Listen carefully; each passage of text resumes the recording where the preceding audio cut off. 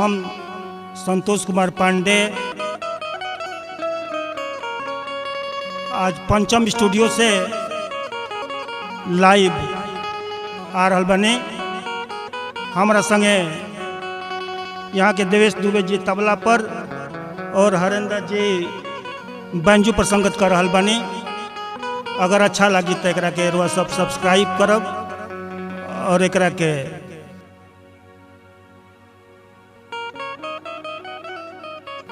Share करब।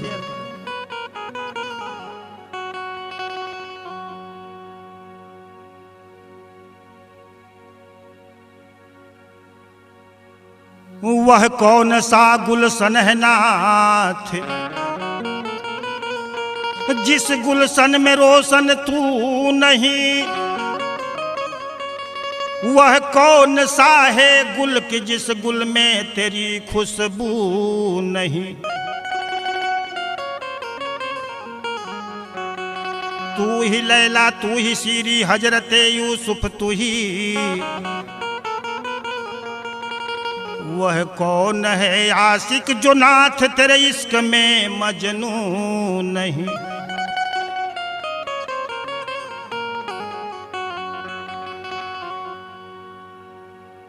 एगो भजन बा बिंदु जी के गजल के रूप में। यदि नाथ का नाम दयानिधि है। यदि नाथ का नाम दयानिधि है तो दया भी करेंगे कभी ना कभी। नाथ का नाम दयानिधि है तो दया भी करेंगे कभी ना कभी।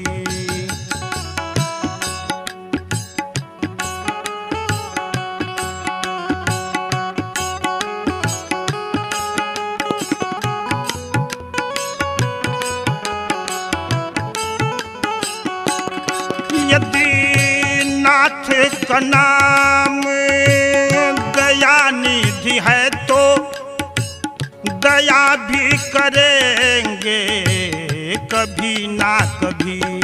दुख हारी हरि दुखी या जन के दुख क्लेश हरेंगे कभी ना कभी।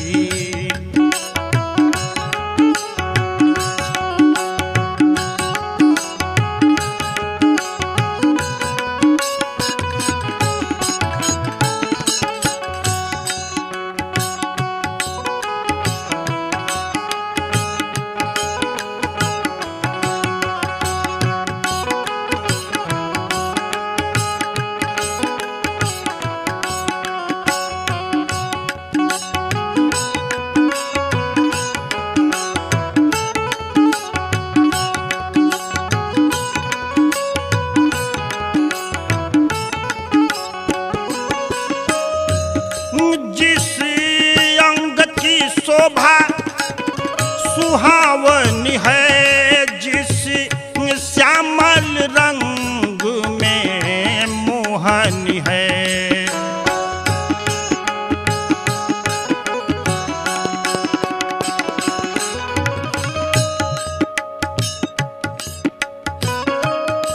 जिस अंग की शोभा सुहावनी है रंग में मोहनी है। उस रूप सुधा से स्नेहियों के उस रूप सुधा से स्नेहियों के दीर्घ प्याले भरेंगे कभी ना कभी।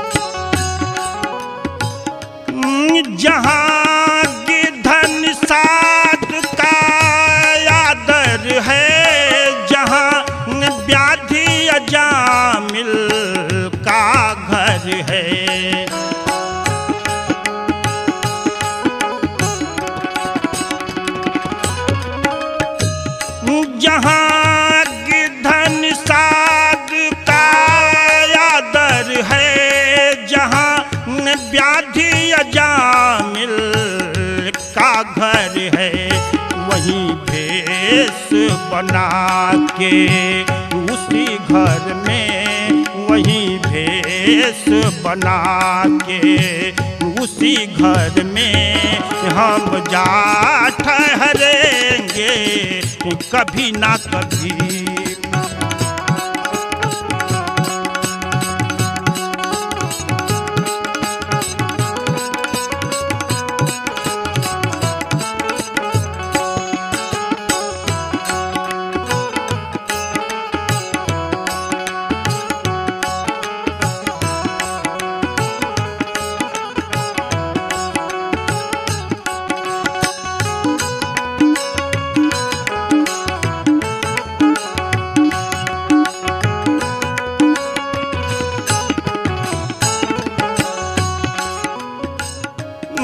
करुणानिधि नाम सुनाया जिन्हें, करुणामृत पान कराया जिन्हें।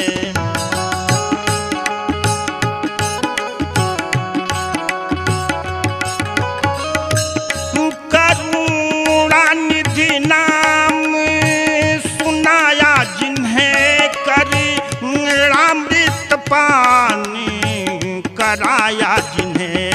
सरकार अदालत में वो गवाह, सरकार अदालत में वो गवाह सभी गुजरेंगे कभी ना कभी।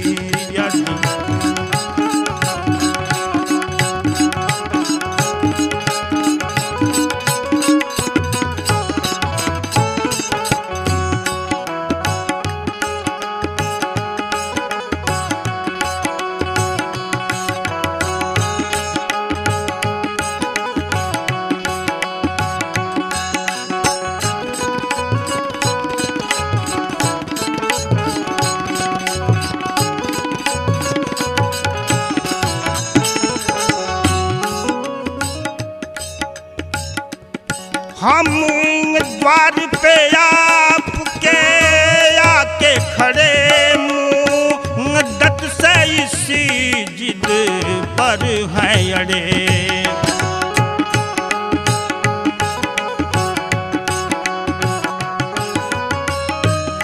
हम द्वार पे आपके आके खड़े, मुद्दत से इसी जिद पर हैं अड़े।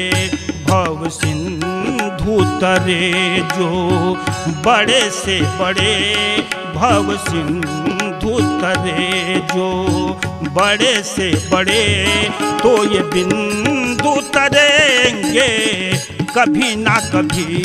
यदि नाथ का नाम दयानिधि है, तो दया भी करेंगे, दया भी करेंगे, दया भी करेंगे कभी ना कभी।